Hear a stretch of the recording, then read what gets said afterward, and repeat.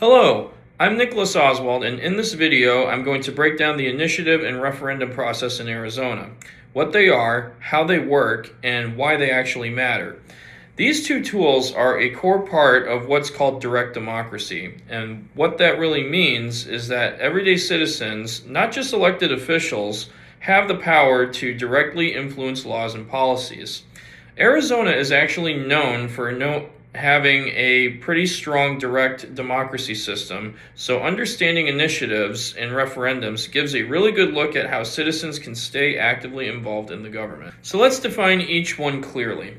An initiative is when citizens propose a new law or even a constitutional amendment and place it directly on the ballot for voters to decide. A referendum, on the other hand, is when citizens challenge a law that the state legislator has already passed. Instead of that law automatically going into effect, voters get the final say on whether it should stay or be rejected. So the easiest way to remember it is that initiatives are creating new laws and referendums are reviewing or rejecting existing laws. Now let's talk about how these actually happen. For an initiative, it usually starts with a group of citizens or an organization that wants to push for change. They draft a proposal and then gather signatures from registered voters. Once enough valid signatures are collected and verified, the initiative placed on the ballot for the next election where voters decide the outcome. A referendum works similarly, but after a law is passed, citizens have about 90 days to gather signatures. And if they succeed, the law is paused and put on the ballot so voters can approve or reject it.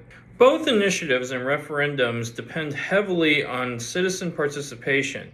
In both cases, people must organize and gather signatures and build enough public support to even get on the ballot. And at the end of the day, both come down to a public vote, which means the final decision is made directly by the people and not lawmakers. But where they really start to differ is in intent and timing. Initiatives are proactive, meaning people are trying to create change. They see a problem or an issue they care about, and maybe something the legislator hasn't addressed, and they take the first step to propose a solution themselves. Referendums, on the other hand, are reactive. They come into play after the government has already decided. So instead of creating something new, citizens are basically saying, "We're not sure this law reflects what we want," and they push to have voters take a second look at it. Another difference is the level of urgency. Referendums usually have strict deadlines, which means there's often more pressure to act quickly. Initiatives tend to allow more time for planning and campaigning. So even though the processes look similar on the surface, they serve very different roles. One is about starting change, and the other is about checking or challenging it. So when it comes to initiatives, one of the biggest advantages is empowerment.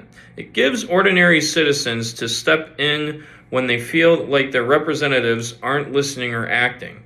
That can be powerful, especially in a state like Arizona, where people value having a direct voice. It also encourages civic engagement. People become more informed, more involved, and more aware of issues because they're directly participating in the process. But there are downsides. A big one is that complex policies can get reduced to very simple yes or no questions on a ballot. Real-world issues aren't always that simple, and that can lead to misunderstandings and unintended consequences. Also, campaigns around initiatives can be expensive. Groups with more money can push messaging, advertisements, and outreach in ways that might influence voters more than actual content of policy itself. For referendums, one major benefit is accountability. They act as a check on legislative power, which is important in a democracy. If lawmakers pass something that doesn't sit well with the public, citizens have a way to push back. But at the same time, referendums can slow things down. Even laws that might not be necessary or time sensitive can get delayed while going through the process.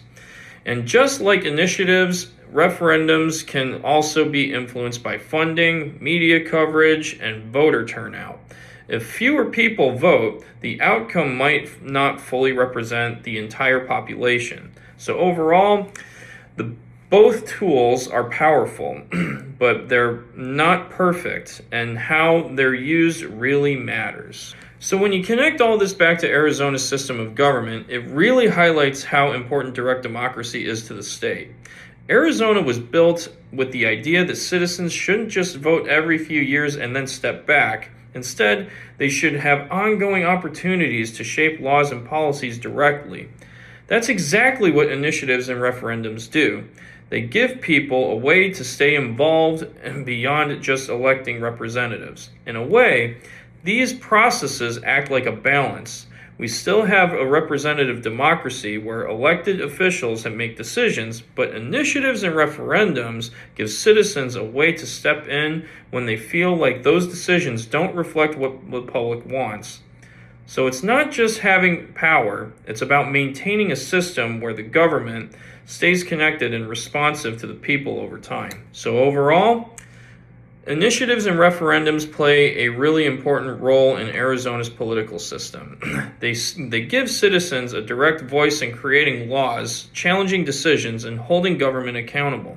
And while there are challenges like influence from money or simplifying complex issues, they still represent a meaningful way for people to participate in democracy. At the end of the day, these processes show the government isn't just something that happens at the top, it's something that people can actively be part of. And understanding how work makes you not just a better student of government, but a more informed, engaged citizen overall. Thank you for watching.